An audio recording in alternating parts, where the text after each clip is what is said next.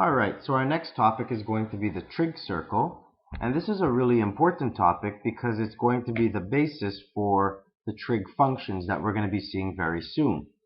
So the first thing that we need to know is what exactly is a trig angle. And the definition of that is that it is the measure of rotation that occurs on the Cartesian plane at the origin. So in other words, we have a rotation that is counterclockwise, which will be a positive angle, and we can also have a rotation that is negative because it is going in the clockwise direction. Now if you look at these, both of them are starting with the horizontal, and that is one of the sides that we need to always compare. It is called the initial side. So the initial side is always going to be found on that positive x-axis.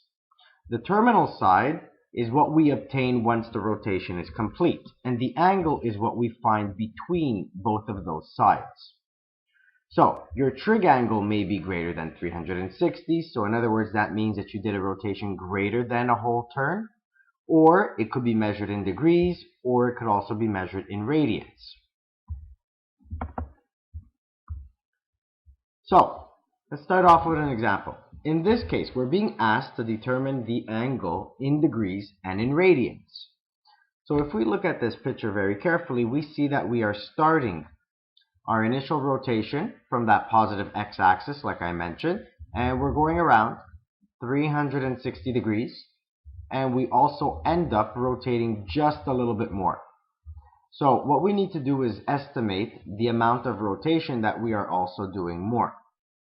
In this case, because our terminal side is halfway between the x and the y-axis, we can easily assume that we have an extra 45 degrees. So 360 degrees for that first full turn, plus that 45 degree extra, will give us an angle of 405 degrees. So if we need to convert 405 degrees into radians, we go back to use that formula which I gave in the previous lecture, where we do the amount of degrees divided by 180, which is equivalent to the amount of radians over the pi radians, and we would get an answer of 9 pi over 4 radians. So this would be the value of the rotation in terms of radians. So we now move on to coterminal angles. And coterminal angles are angles that will end up in the same position, but they went through different rotations. So a great example of this would be an angle of rotation of 120 degrees, positive, so we are going in the counterclockwise direction, and an angle that is negative 240, so that means we are going beyond half of our circle, because half the circle would be 180, but because it's negative, we're going in the clockwise direction. While both of these angles end up with a terminal side in quadrant 2, and they end up on that same position. So these two angles would be considered coterminal. Now, what is the reference angle? The reference angle is actually going to simplify things for you a lot.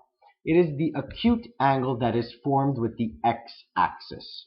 Now, it doesn't matter if it's the positive x-axis or if it's the negative x-axis, but the important thing here is that you are forming an acute angle with the x-axis. So if I were in quadrant 1, and I would have an angle of 60 degrees, well, this is already an acute angle, and because it is made with the initial side on the initial x positive side, then it is its own reference angle. So it is 60 degrees also. So not only did you do a rotation of 60 degrees, but your reference angle is also 60 degrees. Now, supposing I do a rotation of 120 degrees. Now, we know that 120 is much greater than 90 degrees, so it's not an acute angle. So therefore, let's find the rest of the angle that would result in the same rotation, but with that positive or negative x-axis. And in this case, it would be a rotation of 60 from the negative x.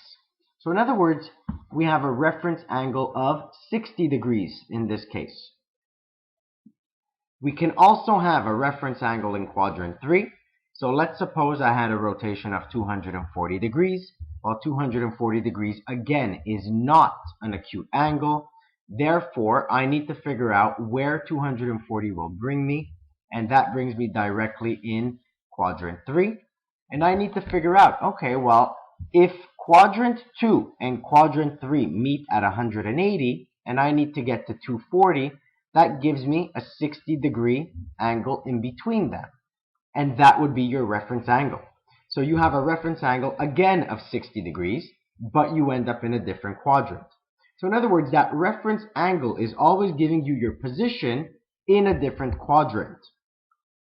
Lastly, you can also have a position where you have a 315-degree turn, and because it's positive, you're going in the counterclockwise direction. And in this case, you end up with a reference angle of 45 degrees because you are missing 45 degrees to get to 360. Well, in this case, your reference angle will be 45 degrees. Now, why is this such a big deal? Why am I emphasizing so much on this reference angle? Well, because when we start dealing with our trig circle and the trig points, as long as we know our reference angle, this will simplify things for us.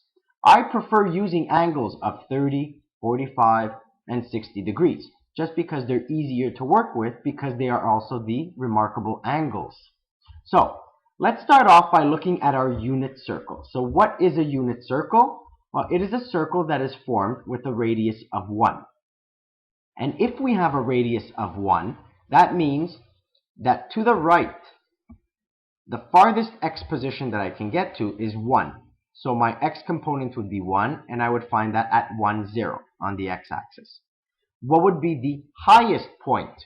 Well, I would be at 0 and 1, because again, this would represent my radius. So on and so forth for -1 and 0 and -1. So that's fairly self-explanatory.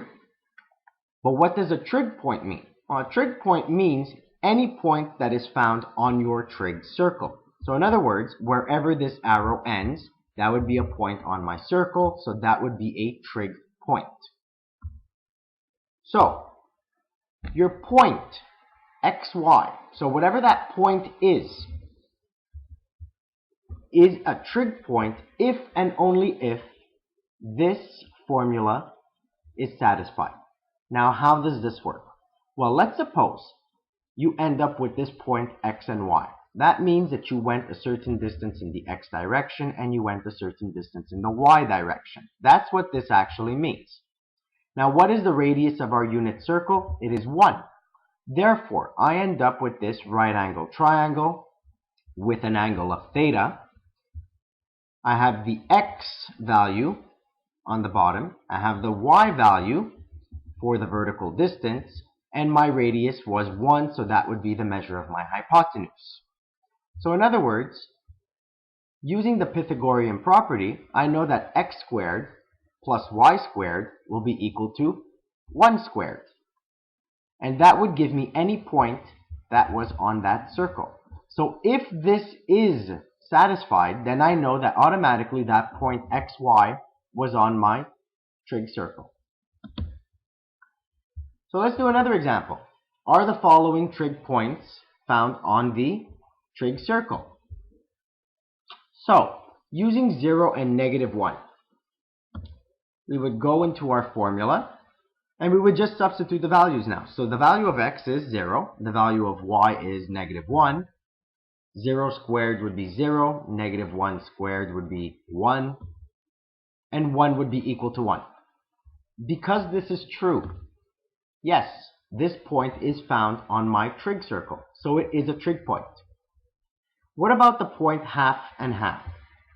Well, using this formula again, I would just do a simple substitution, half squared plus half squared. And once I see this, I realize that half squared would be equivalent to 1 over 4 plus 1 over 4, and I get a value of 0.5. Now, 0.5 is not equal to 1, and therefore it was not satisfied, so half and half would not be a point on my trig circle, so it is not a trig point.